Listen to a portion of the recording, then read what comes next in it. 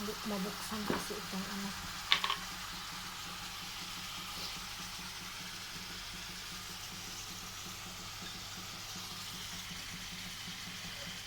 Lagyan na natin ng kaunting black pepper at saka garlic powder. Yan. Nalagyan pa rin natin ng garlic powder. Maiksi kasi itong sando ko kaya napasok ako.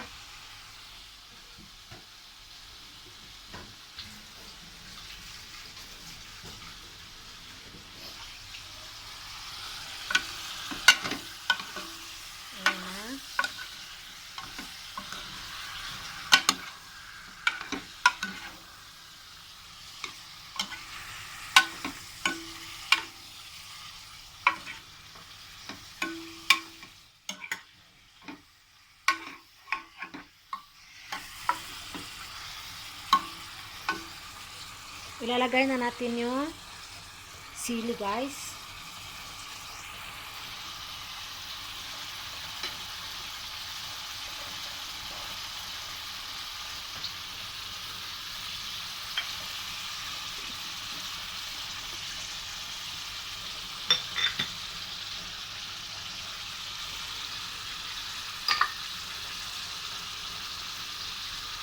Lagyan natin ng kaunting baharat powder. Pero sa Pilipinas, wala naman itong mga ingredients na to. Kaya, kung anong mayroon sa Pilipinas na mga ingredients, yun lang din nilalagay mo. Ito kasi sa Kuwait, marami kasi mga ingredients dito.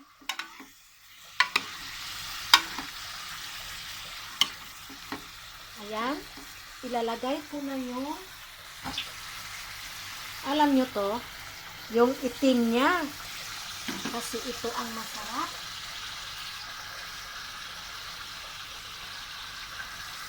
Di ba yan? Kasi pag walang itim, ay hindi yun masarap. Kaya yan, huwag yung itapon yung itim niya.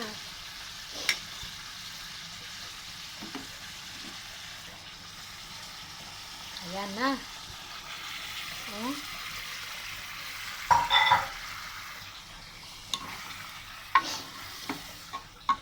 At saka lagyan na natin na Salbars 1.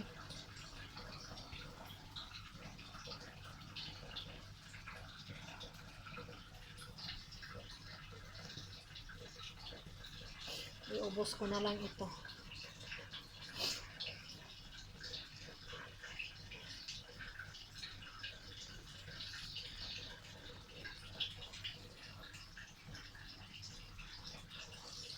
Ayan. At saka lagyan natin ng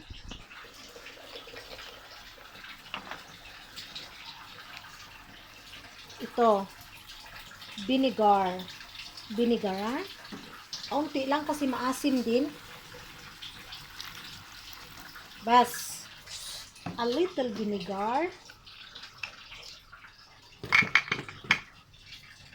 Tapos lagyan natin ng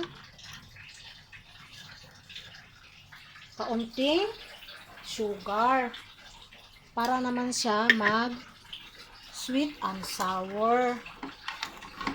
Yun na.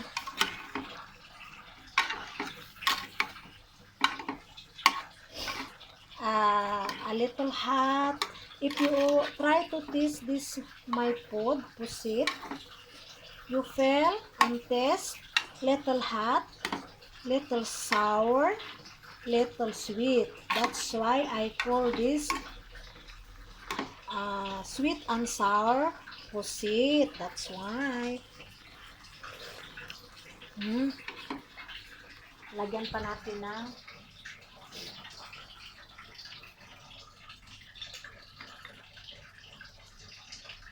asin. Ayan.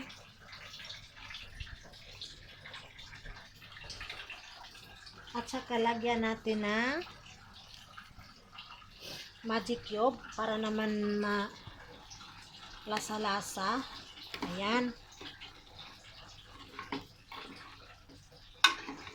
Kailangan lahat, all ingredients same alike, turmeric, baharat, and black pepper.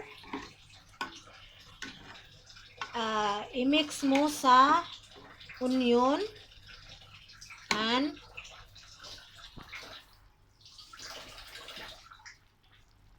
i-mix mo pa first oil, garlic, onion, and then a little baharat, kurkum, turmeric powder, and black pepper.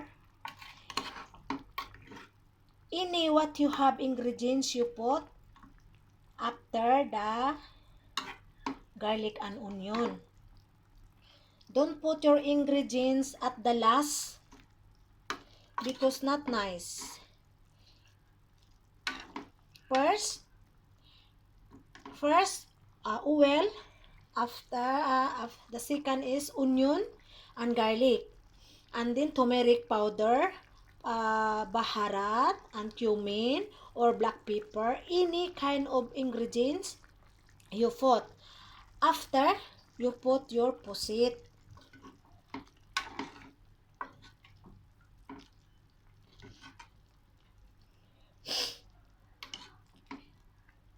Ayan. This is the recipe in the PEDANG. See? I put a little sugar because I'm not feel a little sweet. Ayan na. This is the adobong pusit. Sweet and sour adobong pusit. Ayan.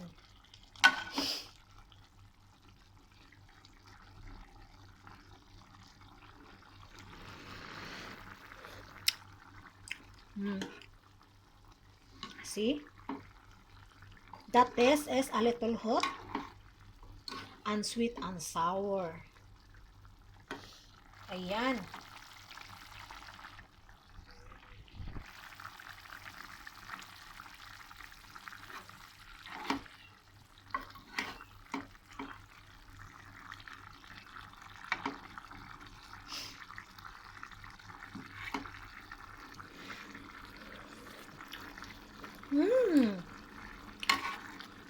I feel hungry. But now still I don't have rice. See how? Very nice, sweet and sour pusit ni Enday PEDANG.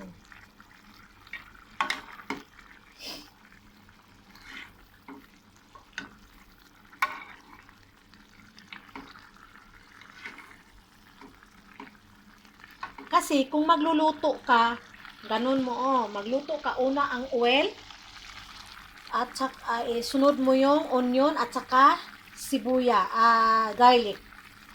Papulahin mo muna tapos ilagay mo na yung lahat na ingredients mo. Yung the same like turmeric, the baharat, the cumin, black pepper, or any kind of your ingredients. Kasi bago mo ilagay yung lulutuin mo. Kasi pag ilalagay mo yung magluluto ka, tapos nalagay na lahat, nalagay mo na yung niluluto mo na hindi mo pa nilalagay ang ingredients sa last na nagkulo-kulo na, nilagyan mo na ng tubig ang niluluto mo, ay hindi na siya masarap guys. Kailangan talaga iuna mo yung ingredients mo kasabay sa oil at saka onion. Ayan, ituturo ko kasi yan din ang natutunan ko sa nagtuturo sa akin, kaya I share.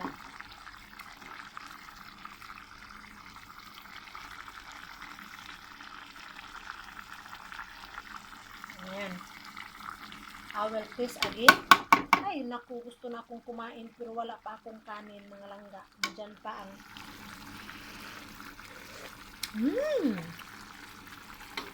Very nice. Mashallah. Ayan.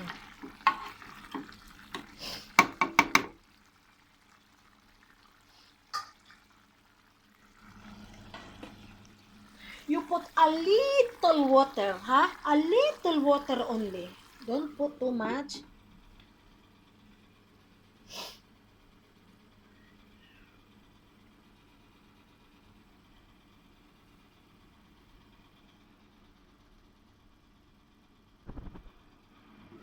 Ayan. Very nice meal. I feel hungry, but still I don't have rice. So I make my rice. Ayan.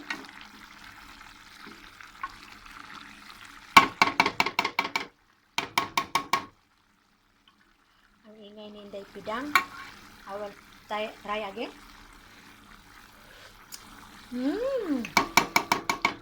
Very nice taste. Okay guys, thanks for watching to my recipe, hot, sweet, and sour posset. Okay guys, thanks for watching. I hope you like this video. Please subscribe my channel. If you are not already subscribed my channel, please subscribe my channel and please click the notification bell para palagi mo akong updated every day in my video. Thanks for watching mga lalabs. Bye-bye!